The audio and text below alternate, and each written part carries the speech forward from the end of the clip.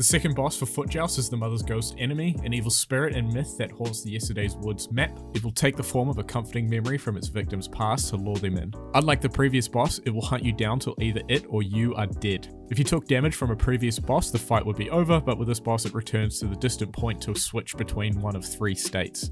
The first state is the ability to teleport to the player. I created some code that gradually lowers the opacity to make it look like it's fading in and out. It then moves in front of the player, giving them a short amount of time to attack first. I can also charge the player at a fast pace unexpectedly, which is a faster pace than other enemies who will stand still and give the player more time.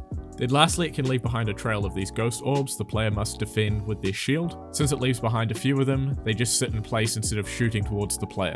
Overall, the enemy has 10 HP and will be a test of endurance and patience for the player. This took me over a week to make, as I had weird issues from abusing the IE enumerator system too much for handling states. This caused a lot of things to go out of sync, so I just rewrote everything and now it's working fine. So apart from a new piece of music that I haven't created for the second map, this boss wraps up all the enemies for the second phase of the game. All I had to do was put them in the enemy selection screen just like this. I had to create a new system to incorporate bosses for selection. I made it so that they are a one and only selection in the menu.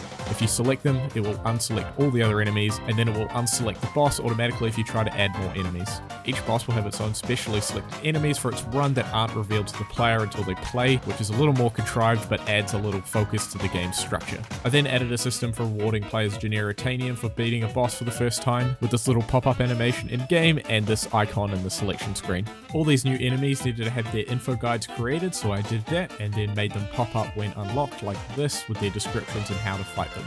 Next, I felt like getting a little creative. At this moment, the game is a little static in its UI, so I wanted to play around with the animation systems for the first time. I made these menus drop down, this expand, and then created several animations for the main menu to make everything pop more nicely. Lastly, I wanted to update the XP bar at the end of the game to animate it as well. I worked around my old contrived leveling system and got it to fill up gradually at the end of the game. I added these particle effects and this sound when the player levels up. I also added this sound to the upgrade button in the Forge.